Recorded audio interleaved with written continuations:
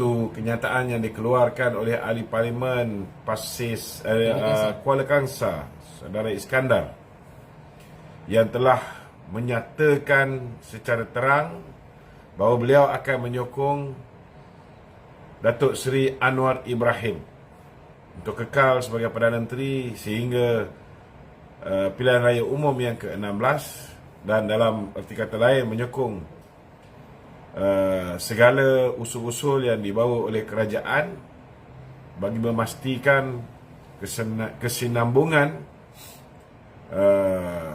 kawasan Parlimen Kuala Kangsar yang beliau jaga.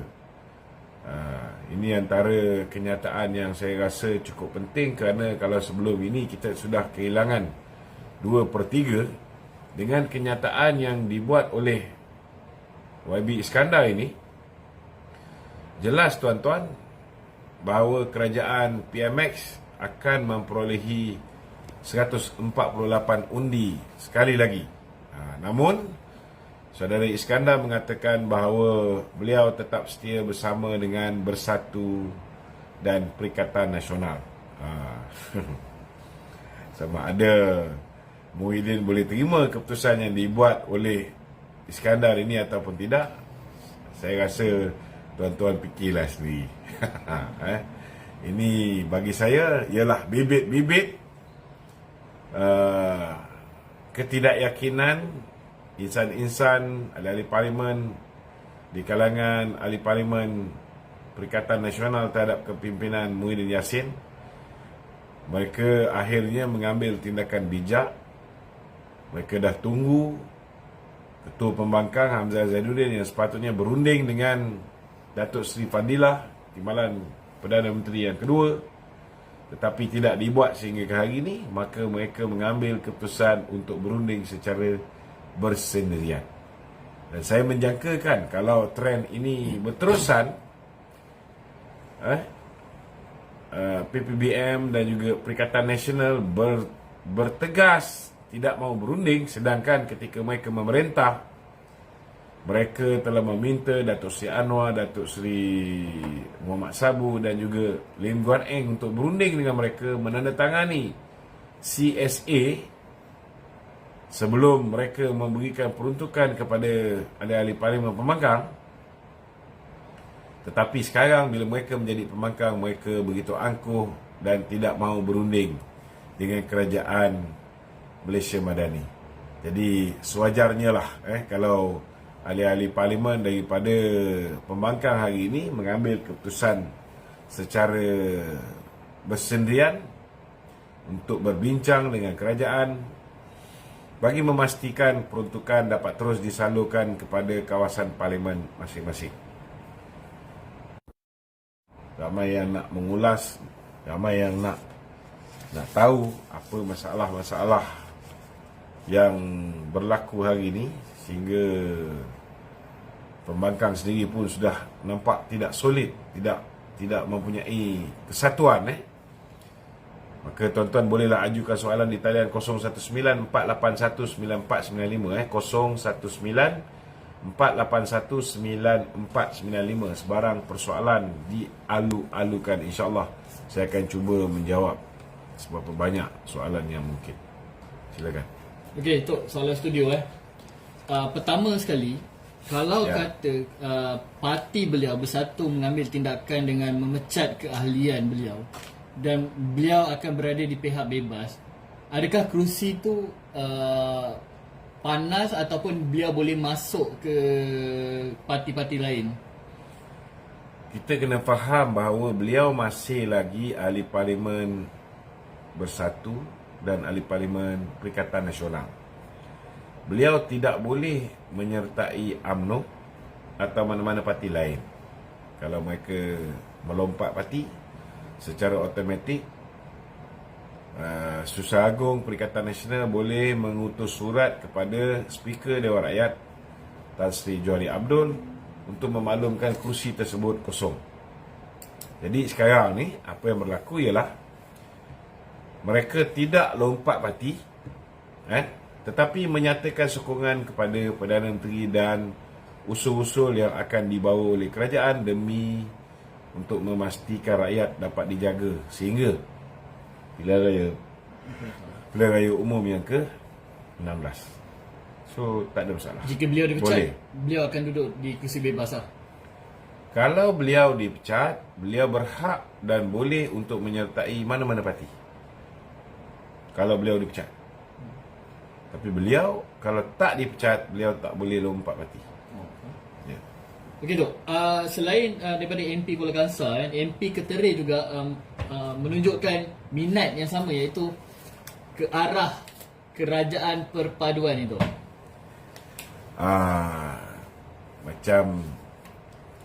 Macam MP Kuala Kangsar ni tapi MP Keterai tu teruk lah. Sebenarnya MP Kuala Kangsar ni saya tak nampak lah dia ada masalah kewangan kan. Saya rasa dia pun lebih pada mampu untuk membiayai kawasan dia kan. Saya nampak lebih kepada ketidakyakinan dia kepada parti dia.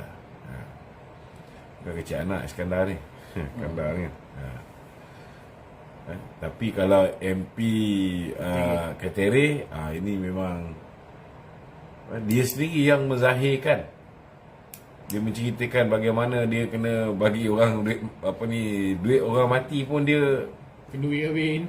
kenduri kahwin pun dia komplain kan. Macam mana kita tak wakil rakyat pun kita pergi bagi orang duit orang mati ke, duit kenduri kahwin ke, orang nak pergi haji ke, nak pergi umrah ke kan. Tak boleh lagi. Yang tak wakil rakyat ni dah jadi wakil rakyat komplain macam tu. Macam mana? Lain kali ukur baju di badan lah. Kalau tak nak jadi wakil rakyat, janganlah buat macam tu kan. Janganlah keluar pergi menyertai pilihan raya kan. Okey Dok, esok kita faham bakal ada pembentangan belanjawan 2024 kan Ya. tuan. Apa yang Tok rasa kan melalui belanjawan ni? Adakah ianya bakal ada belanjawan yang suntikan fiskalnya lebih tinggi ataupun suntikan fiskalnya lebih rendah? Pandangan Tok. Saya rasa belanjawan ni ialah satu belanjawan di mana Perdana Menteri mempunyai tugas yang amat sukar. Pertama, tugas yang paling sukar ialah untuk membetulkan sistem penyampaian subsidi. Nak mengalih subsidi yang hari ini dinikmati oleh the top 20 dan memindahkannya kepada kumpulan sasar yang betul, iaitu kepada the B40 dan juga the M40. Bukan satu tugas yang mudah bukan satu tugas yang mudah. Dan saya rasa ini challenges yang paling besar dihadapi oleh PM besok. Kedua ialah untuk diversify our source of income, mempelbagaikan sumber pendapatan. Sudah pasti rakyat sedang menunggu apakah keputusan-keputusan besar dalam usaha untuk memastikan bahawa kita boleh mendapat pendapatan tambahan lain. Bagaimana kaedah yang akan digunakan oleh PM? Sudah pasti kita mengharapkan tidak ada terlalu banyak cukai-cukai tambahan yang akan dikenakan kan? Tetapi orang mengharapkan supaya ada tax reduction dalam keadaan sekarang, yang saya rasa amat sukarlah untuk dilaksanakan oleh PM. Dan ada kemungkinan juga inilah masa yang sesuai untuk memperkenalkan balik GST. Tetapi saya difahamkan kerajaan hari ini juga sedar bahawa ini bukan masa yang sesuai untuk mengenakan balik GST. Tetapi kalau tidak kita kenakan GST dengan subsidi bahan api RON95 diesel dan LPG menelan belanja 50.8 bilion, subsidi elektrik pun sampai 9.8 bilion, total 60.6 bilion kan? Saya rasa PMX tak banyak pilihan. Sama ada dia menarik subsidi, pindah kepada subsidi bersasar dengan kelompok yang mungkin 80% akan still menikmati subsidi bahan bakar ni, tetapi mungkin secara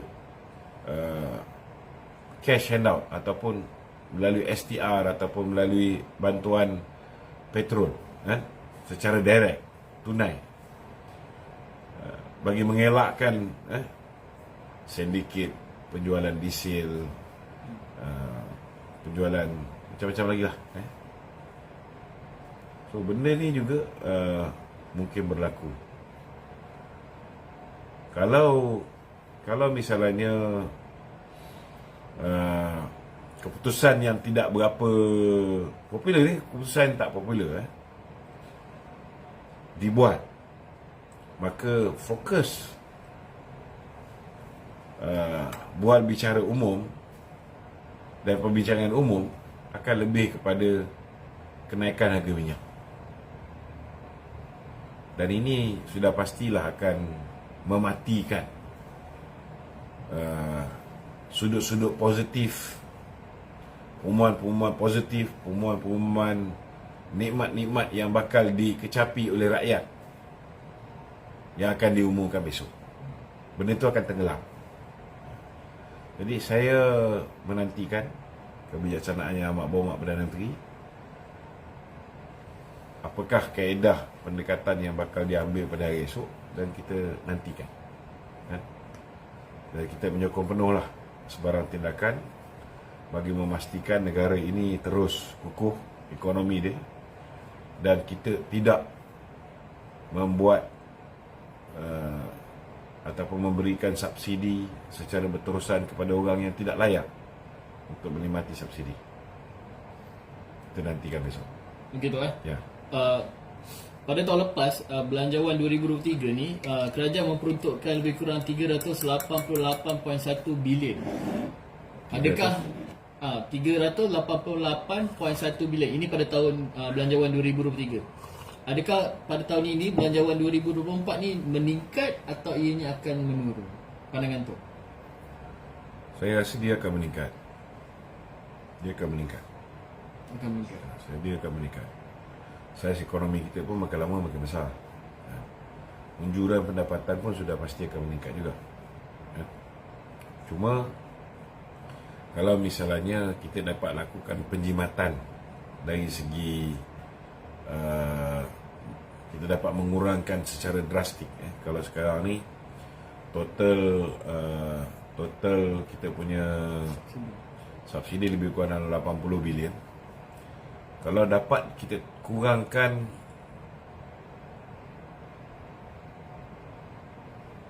katalah 50%. Saya yakin kerajaan akan kurangkan lebih daripada 50%. So kalau kerajaan kurangkan subsidi ni lebih daripada 50%, maka kita akan lihat kemungkinan besar unjuran perbelanjaan tahun lepas dengan unjuran perbelanjaan tahun ini mungkin sama atau boleh jadi kurang. Tapi bergantung kepada keberanian kerajaan untuk benar-benar merealisasikan rasionalisasi subsidi ini, memindahkan daripada subsidi pukal kepada subsidi bersasar. Kalau ini dapat dilakukan, dan kerajaan kena faham benda ni risiko dia terlalu besar. So kalau ini betul-betul berlaku, tak mustahil kita punya usaha untuk ada bajet surplus dalam, bukan untuk kali ini tetapi untuk ke arah surplus bajet ini akan lebih cerah. Okey. Tapi tu dari segi politik setiap kali belanjawan ni pasti orang rakyat nak menanti-nantikan apa yang kerajaan nak bagi pada rakyat ni. Dari segi politik tu, kalaulah kata mungkin ada perkara-perkara yang tidak dipersetujui oleh rakyat, contoh kata subsidi ditarik balik dan sebagainya, ini besar kemungkinan bakal ada big impact buat kerajaan perpaduan ni. Ya, dia akan ada impact yang sangat besar, yang sudah pasti akan dirasai di pilihan raya kecil Kemaman. Dan tekanan demi tekanan di media sosial umpamanya akan menjadi lebih dahsyat lagi. Kerana kalau rasionalisasi subsidi ini take place ataupun mengambil tempat ataupun dilaksanakan, kerja Perikatan Nasional untuk memurukkan kerajaan itu menjadi lebih mudah, kan? Dan rakyat yang kita tahu rata-rata yang tidak rasional, kan, tidak boleh memahami bahawa kerajaan tidak boleh terus-menerus memberikan bantuan lebih kepada 20% rakyat yang terkaya berbanding dengan the M40 dan the B40. Mereka akan bising. Ya, mereka akan bising. Dan mereka akan bising ini secara sukarela. Kalau macam sekarang ni kita tengok gerak kerja yang dilakukan oleh Perikatan Nasional lebih kepada cyber troopers berbayar, tiktokers berbayar, influencer berbayar. Selepas ni mereka tak perlu bayar. Rakyat sendiri akan bangkit untuk protes. Jadi itu sebabnya bagi saya pengumuman esok ni sangat penting. Ia bergantung kepada kebijaksanaan PM macam mana cara beliau nak menyusun ayat yang betul. Namun mengenali pembangkang dalam negara ni, susunlah ayat macam mana sekalipun, akhirnya mereka tak cerita bahawa kita memindahkan subsidi yang dinikmati oleh the top 20 kepada the B40 dan M40. Mereka tidak akan cerita yang ini. Tetapi dia akan cakap kerajaan Anwar menaikkan harga minyak. Mahal dah. Dia akan tukar daripada Madani kepada Mahal Dani. Ini realiti. Tetapi kerajaan perlu buat benda yang betul untuk pastikan negara ni dapat kita kekalkan prestasi ekonomi dia semakin hari semakin baik. Dan kita tak boleh membiarkan keadaan sebegini berterusan.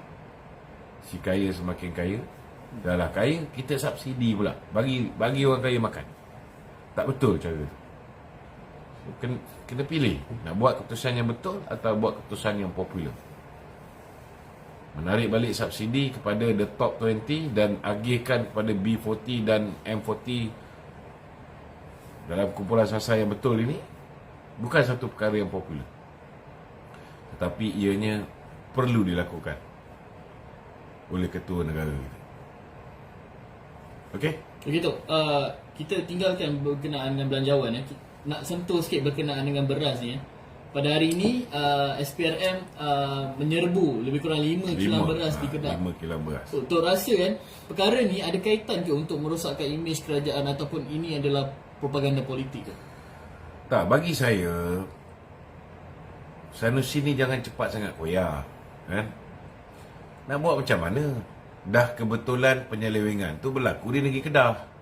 So janganlah cepat sangat, kan? Dulu dia nasihatkan panas tak apa, tapi jangan koyak. Sekarang ni nampaknya dia yang cepat koyak, kan? Nak saman orang sana, nak saman orang sini, siapa yang tak pakai topi leather lah, apa benda lah, apa umpamaan yang dia bagi, kan? Soalnya dia koyak, kan?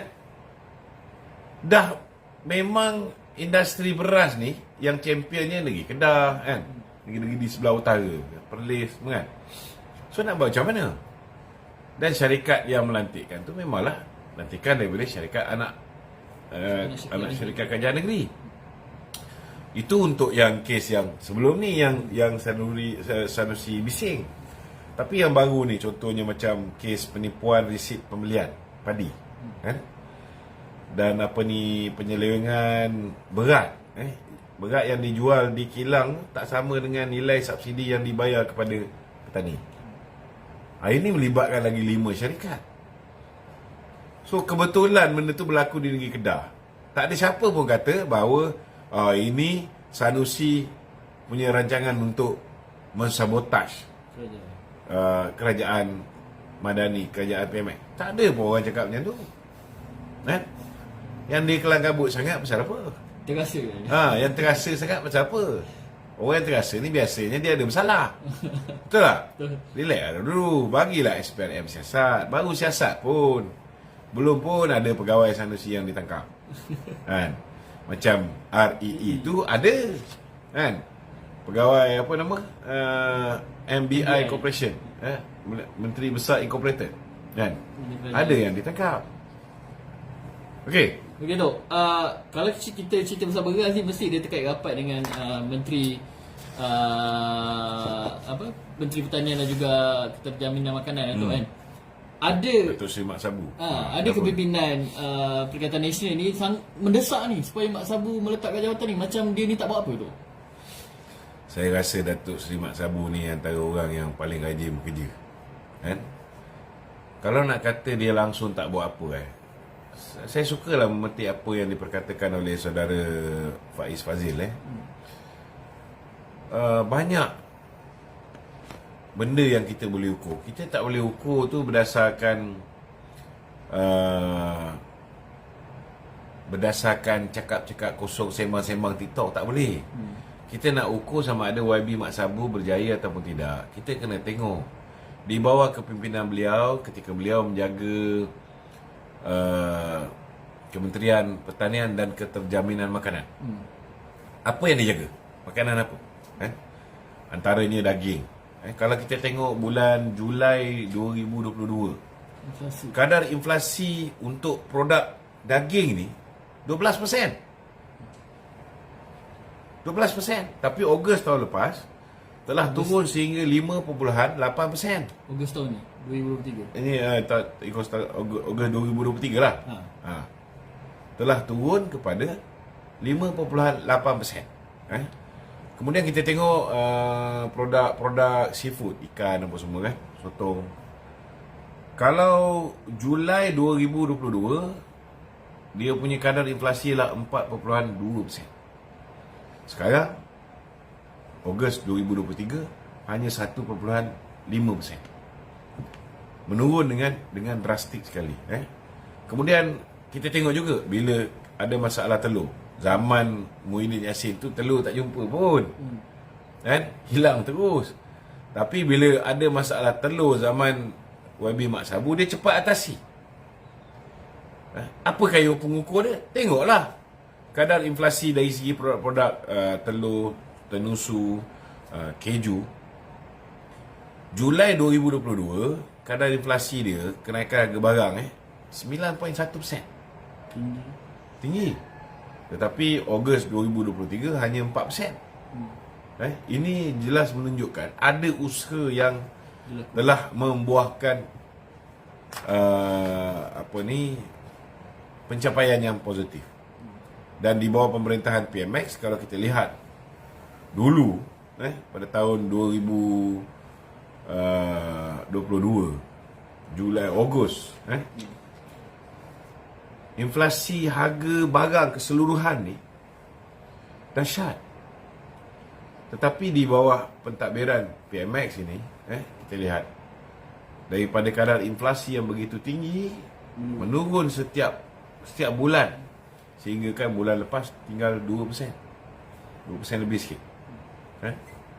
So bagi saya lah, kalau nak mengukur prestasi seseorang, kita tengok benda yang dia jaga tu, dia berjaya tak kurangkan kadar inflasi, dari segi penghasilan, produktiviti, berjaya tak ditingkatkan. Benda macam ini kita nak cakap tu kena ada substance. Kita tak boleh cakap sembrono saja. Mentang-mentang kau tak suka dengan YB Mak Sabu, kau duk cakap macam tu je. Tak boleh lah. Mesti ada substance. Nak mempertahankan mesti ada substance. Bila kita nak mengutuk, nak mengecam, kita juga kena ada substance. By fact. By fact. Okey? Okey tu. Ini soalan daripada kita punya audiens lah tu Dia tanya tu, generation endgame sedang hangat di media sosial ni tu. Ada yang bersetuju, ada yang tidak bersetuju kan. Bukan dah tangguh ke? Dia ditangguhkan kan. Tapi mungkin bakal dibentangkan semula. Apakah Tok rasa ni pandangan peribadi Tok, apakah penyelesaian terbaik untuk isu ni tu? Kalau tanya dengan saya setujulah rokok memang membahaya untuk kesihatan. Okey. Tapi kita kena ingat bahawa bila kita nak suruh orang berhenti merokok, kita kena ada kaedah-kaedah yang boleh mengalih perhatian dia ke benda lain. Kalau kita hari ni tahu bahawa ramai orang yang nak berhenti merokok, mereka mula ambil vape contohnya. Kan? Tiba-tiba dengan vape pun kita nak haramkan. Serentak. Dan idea tu pula datangnya daripada orang yang aku tahu bukan setakat isap rokok, bukan setakat Sigar. apa jenis benda yang bagi kat depan mata dia semua dia sapulah, senang cerita kan. So logik lah sikit. Dan dalam masa yang sama dia nak galakkan penanaman ganja. So kalau rokok tak boleh, vape pun tak boleh, kemudian kau benarkan penanaman ganja, akhirnya orang isap apa? Takkan ini pun tak boleh fikir. Betul tak? Jadi bagi saya, negara macam New Zealand, mereka berjaya dalam mengekang tabiat merokok. Tetapi mereka mulakan dengan memindahkan pergi ke vape. So at least benda tu tak mengejut. Dia tak boleh merokok, ada benda yang dia boleh, Ada option lain lah. ada option lain. Dan kebanyakan dia orang ni duk nak berhujah pasal apa ni vape ni. Dia kata apa ni boleh menyebabkan kerosakan paru-paru dan mana fact yang menunjukkan orang yang ambil vape kat Malaysia ni paru-paru dia rosak? Shisha betul. Tapi vape belum ada lagi. Data-data yang dia orang bagi ni kebanyakan benda yang berlaku di Amerika. Dan ianya disebabkan campuran nikotin yang berlebihan, bahan-bahan di dalam bahan-bahan terlarang yang dimasukkan ke dalam flavor. Benda tu tak berlaku di Malaysia. So lebih baik kita perketatkan undang-undang supaya jangan biarkan mereka-mereka yang mengambil vape ini mencampurkan benda-benda ni. Lebih baik buat undang-undang macam tu daripada kawal selia benda ni. Dan kena ingat bahawa industri vape ini dia melibatkan ramai orang Bumi Putera. Ada 200 kilang vape di Malaysia. Ada 7,500 kedai jual vape. Melibatkan 31,500 pekerja. Kalau kita teruskan generation endgame ni mulai 1 hari bulan Januari 2007, orang yang lahir selepas tu tak boleh sentuh produk tembakau, tak boleh sentuh produk vape. Maknanya kerja di kedai supermarket, minimarket yang ada jual produk tembakau, produk vape pun tak boleh. Nak bawa van, orang ada barang tu pun tak boleh. Terkait Dia terkait benda tu. So benda ni perlu diperhalusi. Saya haraplah Kementerian Kesihatan memperhalusi semula benda ni. Orang yang tak isap rokok, saya pun tak isap rokok juga. Tetapi saya tahu bukan mudah untuk paksa certain generation tiba-tiba untuk berhenti daripada langsung tak merokok, tak bagi dia alternatif apa benda yang dia orang nak isap. Bagi saya benda ni, saya takut ianya akan mendatangkan mudarat yang lebih besar. Dia ambil benda lain. Dia ambil gam ke, dia ambil ketum ke. Kalau ketum dengan campur dengan ubat nyamuk lah segala macam, lagi rosak. Jadi benda ni perlu diperhalusi dengan betul-betul. Kalau dah tak dapat benda-benda tu semua, last sekali ubat batuk pun boleh jadi modal untuk dia orang high. So benda ni kita kena bijaksana lah. Okey? Dan ianya juga tu kan, bukan apa orang kata keputusan popular untuk melaksanakan GEG ni. Kita antara sebab orang muda marah dengan Barisan Nasional pasal idea bodoh KJ ni. idea KJ ni nak melaksanakan generation end game ni telah banyak menyebabkan orang muda marah dengan kita. Kita duk harap dia dapat menarik sokongan orang muda, tapi dia menyebabkan orang muda makin jauh dengan kita. Tapi dia tak nak mengaku lah. Belum lagi kes dia memaksa orang untuk ambil vaksin, kemudian kaki tangan awam, nurses, frontliners yang terpaksa mengambil booster dan sebagainya. Ambil suntikan pertama okey lagi, suntikan kedua okey lagi. Bila dah masuk booster yang kedua, orang yang sihat pun ada kesan sampingan.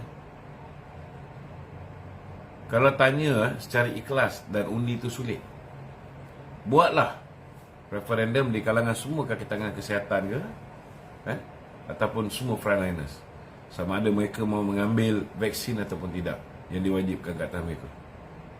Cuba tanya, tengok apa hasil.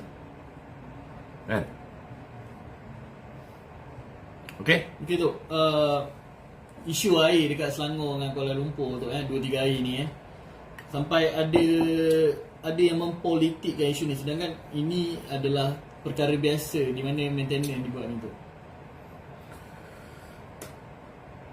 Kita bagi peluang lah kepada syarikat bekalan air Selangor untuk buat kerja-kerja maintenance ni. Kalau kau nak samakan dengan Kelantan yang berzaman 33 tahun pun air masih lagi take ais, dengan dekat Selangor ni setahun sekali 2 kali kena, korang nak bising.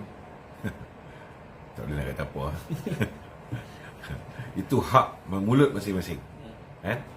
Nak selupa mulut macam Sanusi, silakan. Tapi kena ingatlah, kena ambil risiko. Kalau dia langgar benda-benda yang tak sepatutnya dia langgar, hadaplah.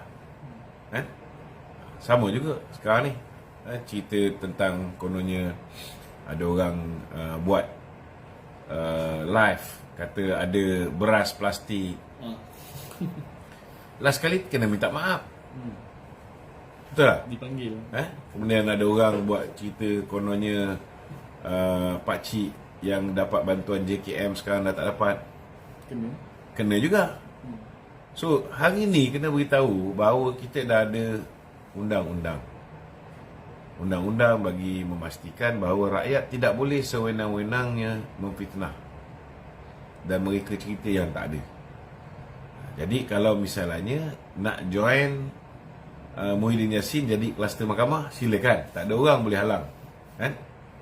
Kalau dia lahir-lahir cita-cita dia nak jadi kluster mahkamah, siapa nak boleh kacau, silakan.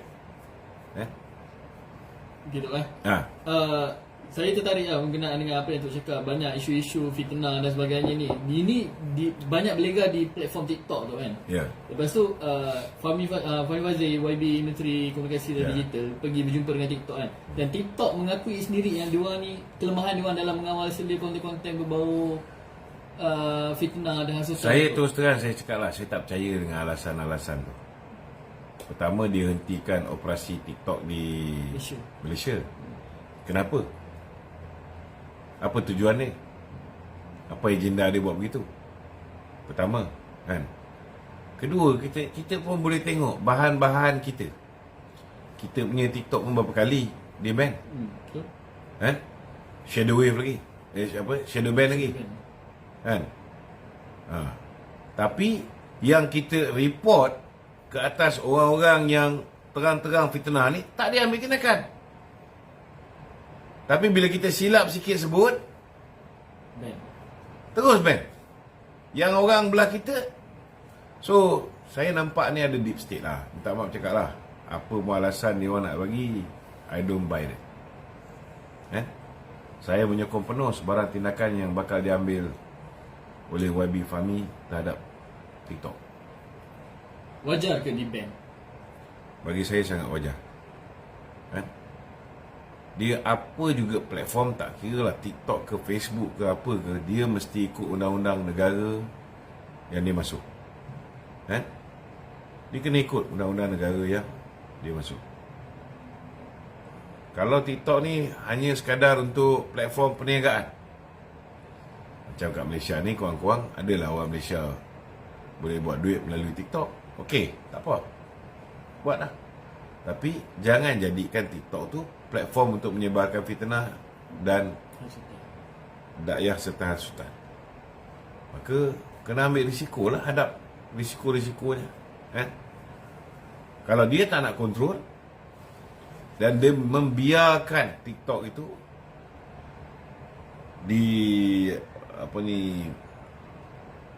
diteruskan dengan sifat yang bagi saya bias lah, maka jangan salahkan kerajaan lah kalau kerajaan ambil tindakan. Kurang-kurang kita tak buat macam Indonesia. Dia buat kerana nak jaga ekonomi rakyat dia.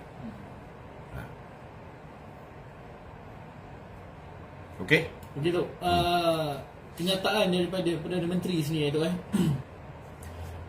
PMX ni dia mengalukan dan dia tidak menolak PAS jika mereka mahu bersama dengan kerajaan. Yalah, bagi saya simple saja. Zaman Datuk Seri Ismail Sabri pun dia mengalukan untuk Datuk Seri Anwar, PKR, DAP, Amanah untuk menandatangani CSA bekerjasama dengan kerajaan dia. Maknanya semua usul yang dibawa oleh kerajaan mereka kena sokong.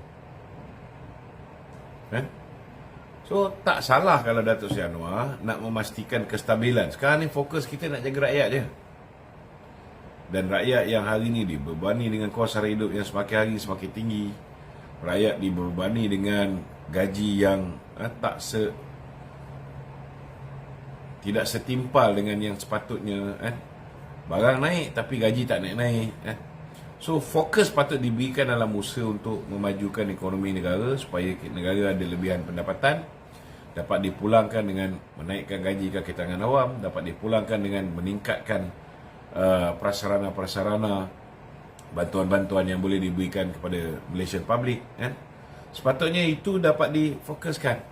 Tapi kalau kerja kita nak menjawab pembangkang sepanjang masa, kita tak boleh buat kerja. Jadi atas dasar tu Datuk Seri Anwar merasakan bahawa if you want to be with us, you nak bersama dengan kita, silakan, tak ada masalah. Tapi kena ikhlas lah. Jangan tanda tangan CSA tapi buat lain. Jangan mulut kata dia bersama dengan kita tapi dia tikam kita. Ada juga yang duduk sama-sama dalam kerajaan perpaduan ni tapi kerja dia menikam kita je setiap hari. Pun tak boleh macam tu. Kalau nak betul-betul bersama kita, betul-betul bersama dengan kita. UMNO tu, macam mana penerimaan UMNO jika PMX menerima PAS ni? Saya yakin PMX ni bila dia nak buat keputusan, dia akan berbincang dengan semua pengurusi-pengurusi parti komponen di dalam kerajaan perpaduan. Kita ada 18 parti politik, kita ada 5 parti komponen. Setidak-tidaknya sudah pastilah PMX sudah menanyakan pandangan daripada Datuk Seri Zahid, pengurusi BN, Abang Jo, pengurusi GPS, Datuk Seri Haji G, dan yang lain-lain. Saya tak fikir dia akan buat keputusan secara bersendirian, sebab sudah pastilah akan ada implikasi kalau dia mengambil keputusan yang bertentangan dengan kehendak rakan-rakan komponen parti lain. Dia ada risiko dia. Okey, ada lagi? Okey, MP Pendang diarahkan keluar daripada sidang Dewan Rakyat ni berkenaan dengan statement anak papa tu. Yalah, pulang pada dia.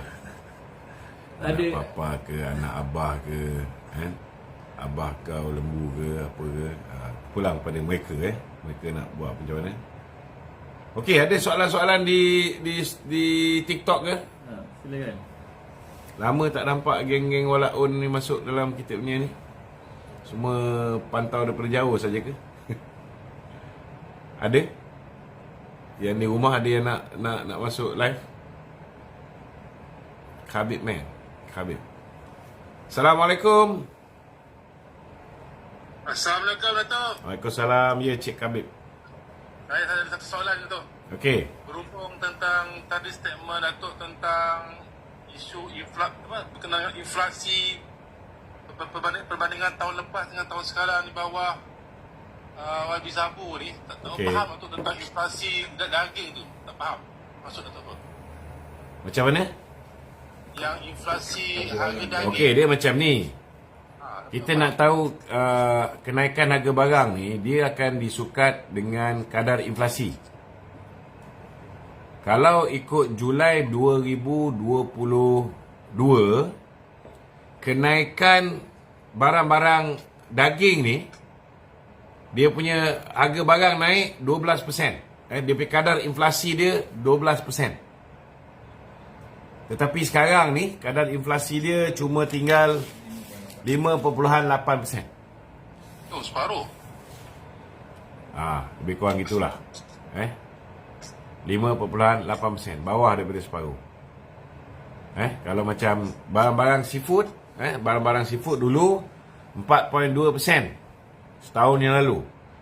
Sekarang ni kadar dia cuma naik 1.5%. Kalau barang-barang produk tenusu, telur, keju semua sekali, dulu 9.1%, sekarang 4%. Itulah realiti. Dia ada pula dia semua barang dia campur. So kalau semua barang dia campur, kadar inflasi barang kat negara ni kalau ikut bulan lepas punya cuma 2% je. Kadar inflasi. Okey. Okey? Okey. Alright. Baik, Datuk. Terima kasih, Datuk. Sama. Assalamualaikum. Waalaikumsalam. Ada soalan lain? Soalan tu ni daripada kita punya audiens juga kan. Okey. Dia kata tu betul ke tu konsesi beras ni hanya untuk kaum tertentu saja. Konsesi beras? Pemilikan konsesi beras ni untuk Tak ada, kaum-kaum. tak ada. So, Memang sekarang ini bernas yang boleh import daripada luar lah. Memang boleh dikatakan monopoli oleh pihak bernas. Tapi kena faham, kalau kita buka benda ni pada orang luar pun, sebab dia ada banyak CSR yang perlu dilakukan oleh pemegang konsesi. Yang kalau kita buka pada syarikat lain, dia tak boleh buat. Dia tak mampu nak buat. Itu sebabnya lah bernas yang mendapat konsesi untuk mengimport barang-barang beras ni. Itu sebab bila PMX suruh bagi 10 juta, dia bagi 10 juta, dia bagi 10 juta.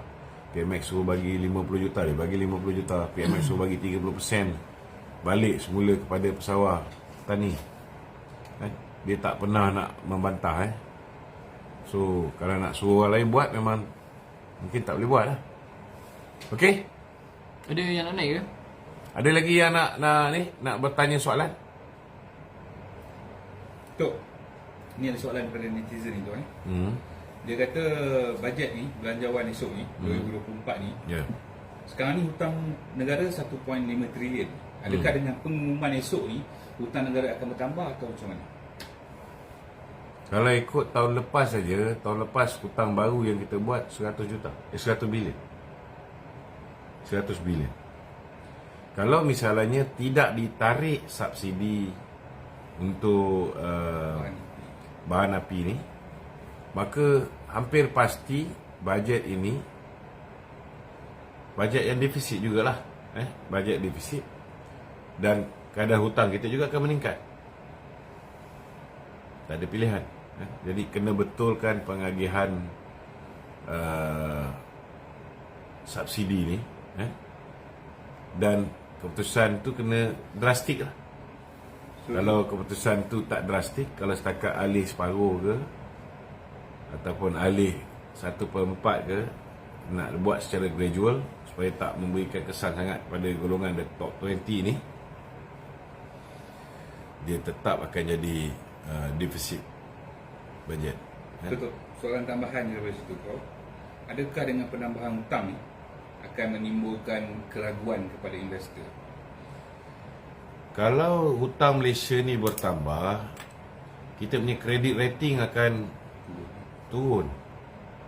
Apa maksud credit rating kita turun? Contohnya kan, kalau kita gaji 4,000 kan, hutang kita ada 3,000. Boleh tak kita dapat loan untuk kereta baru? Tak boleh dapat. Susah. Betul tak? Kalau ada pun bank yang sanggup bagi kita, dia akan naikkan interest rate lebih tinggi. Biasanya tak berlaku. Tetapi kalau untuk negara, sekiranya credit rating kita ni tak bagus, maka bila kita nak pinjam tu susah, satu hal. Yang kedua, interest rate yang kita perlu bayar lebih tinggi daripada negara-negara yang dia punya rating dia baik. Ini kita kena faham. Okey, ada lagi? So kita balik pada tajuk tadi tu MP Kuala Kangsar tu, dia umumkan sokong kerajaan. So jadi pada pandangan Datuk, adakah ia mencalakan imej PN dan juga kepimpinan Muhyiddin itu sendiri tu? Bagi saya, kalau ada satu daripada ahli parlimen saya, kalau saya Muhyiddin Yassin, ahli parlimen saya berunding secara terus dengan kerajaan, tidak melalui saya. Besar kemaluan tu. Itu je lah boleh komen kan. Malu besar lah. It shows that we cannot control.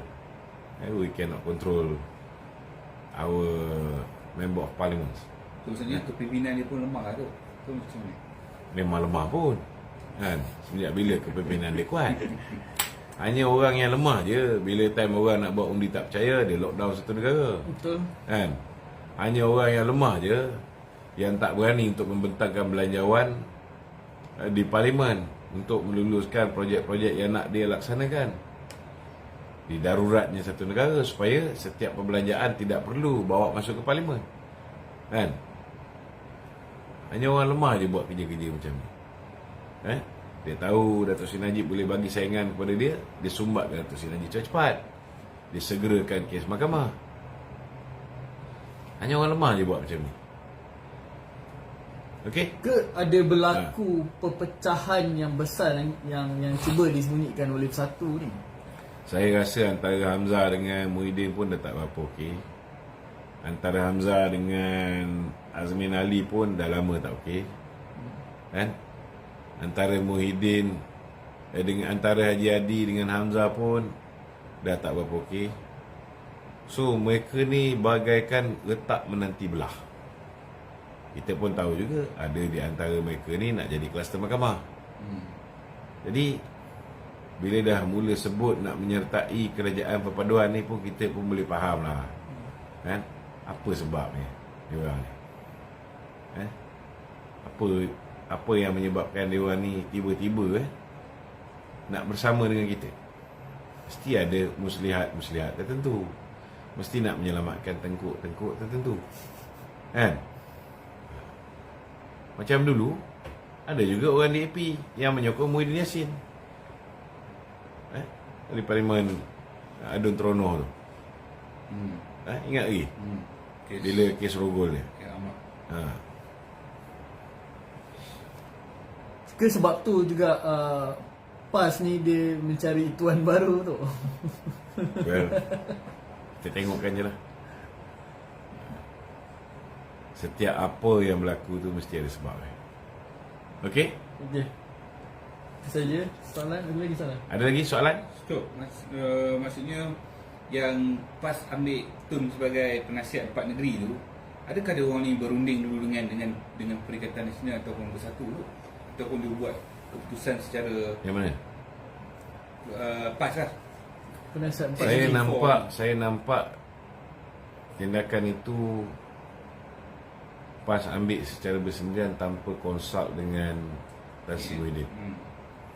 Kalau dia konsult dengan Tan Sri Muhyiddin, mungkin Tan Sri Muhyiddin tak bersetuju. Kan? Okey? Itu saja. Ada satu soalan. Silakan. Assalamualaikum.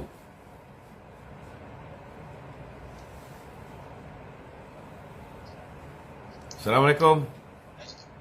Ya, Datuk. Ya. Assalamualaikum. Waalaikumsalam. Silakan soalan. Saya nak tanya soalan sikit tu. Okey. Pasal solidariti besok tu. Datuk ada join ke? InsyaAllah saya akan menghadiri program solidariti untuk umat Islam Palestin di Masjid Negara Masjid Negara. Program besok akan dipimpin oleh Dr. Akmal Dr. Akmal, Ketua Pemuda UMNO akan lead besok di Masjid Negara. So kita jemputlah ramai-ramai datang. Sikit tadi tu. Betul diorang nak join kerajaan kita tu Saya pun terkejut baru dapat tahu ni kan. Betul tak betul tu kita tunggu, dapat jawatan ke. Kita tunggu keputusan akhir lah.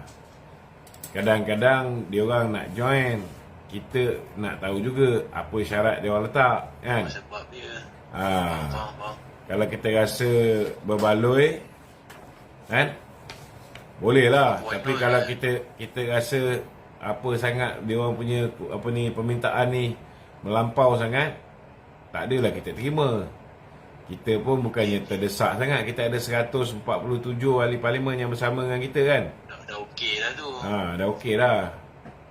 So ini bergantung kepada PM dan kepimpinan lah. Biarlah mereka buat keputusan. Waalaikumsalam. Tapi yang paling gempanya tu semua ada tu UMNO ada, Bersatu ada besok. PAS ada. Yang itulah dia punya logo tu kan. Besok yang dekat Masjid Negara ni mungkin yang pro kerajaan perpaduan lah. Alright tu. Okey tu, terima kasih tu. Yang PAS mungkin dia orang pergi ke apa? Masjid Tabung Haji kot. Masjid Tabung Haji. Okey dia ingatkan sekali. Tak sekali. Alright tu. Kita dah ada banyak pengalaman berdemonstrasi dengan PAS ni. Bila time buat dengan diorang ni, kita kena main je.